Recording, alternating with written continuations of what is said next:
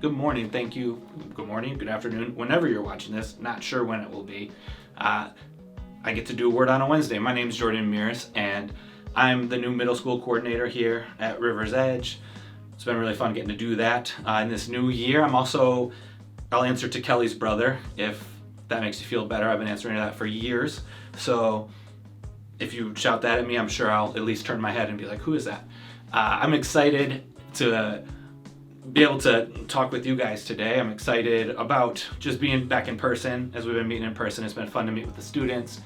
But it's been really fun to be here on Sunday mornings and hear Pastor Chase preach all about God, teaching us about Him and what He is and what His characteristics are and what His name mean. And as I was listening to him this week, I knew that what I was going to talk about for Word on a Wednesday fit so well with what he was talking about, so I just knew it must have been a God thing. So I'm excited to do that today. I'm actually going to be reading a couple of verses out of Habakkuk today, which, no, I did not just sneeze. That's a book in the Bible. Small one, it's 3 chapters long. I don't actually even know if I'm saying that name right, Habakkuk.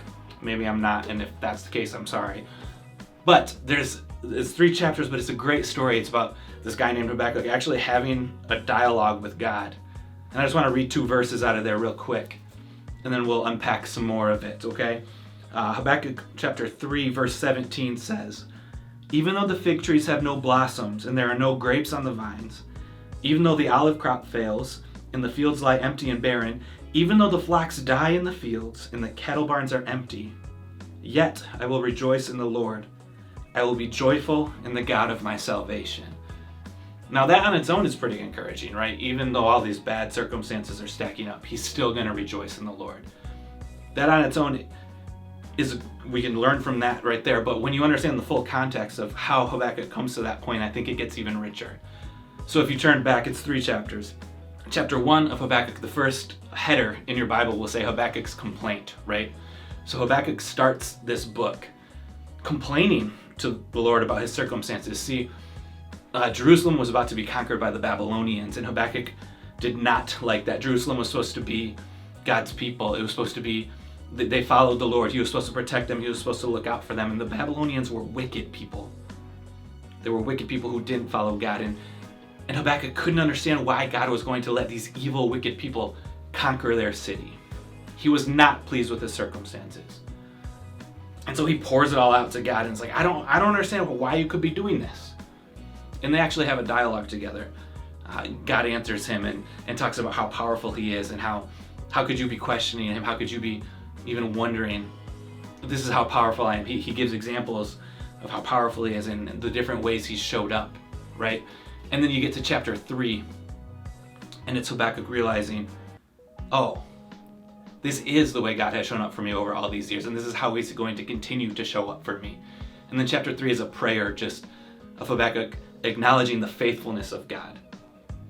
And so I land on that word faithfulness because that is so much of what Chase talked about yesterday. He talked about abounding in love and faithfulness. This Hebrew word emet, I believe, is what Chase talked about, and how the first letter of that word is the first letter in the Hebrew alphabet, and the middle is the very middle of the Hebrew alphabet, and then the last letter is the very end of the Hebrew alphabet, and how that signifies, God is with us at the beginning, he's with us in the middle, and he's going to be with us at the end.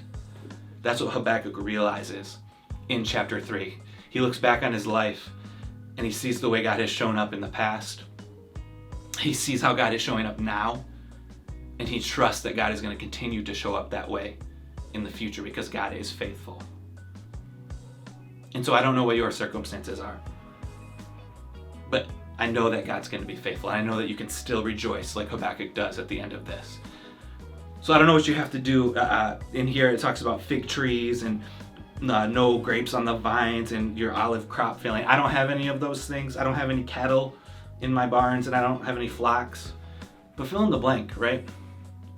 Maybe it's even when you want to pull your hair out because you've been stuck inside for almost a year. Even when you lose your job. Even when things aren't going the way that you want them to be going. Even then, we rejoice in the Lord because of his faithfulness, because we look back and we see how he's provided in the past. We see how he can provide for us now, and we believe he's going to provide for us in the future. Now see, It wasn't a matter of Habakkuk's circumstances changing. That's not what happened from the beginning to the end of this book. The Babylonians were still coming to invade, but his perspective changed. And I believe that if we change our perspectives, we can truly see God's faithfulness in our situation and trust that he's going to continue to provide for us in those ways in the future.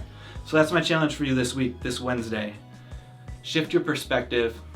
Trust that the God who showed up before is going to continue to show up for you, no matter what you face. And then you can rejoice in that. Have a great week.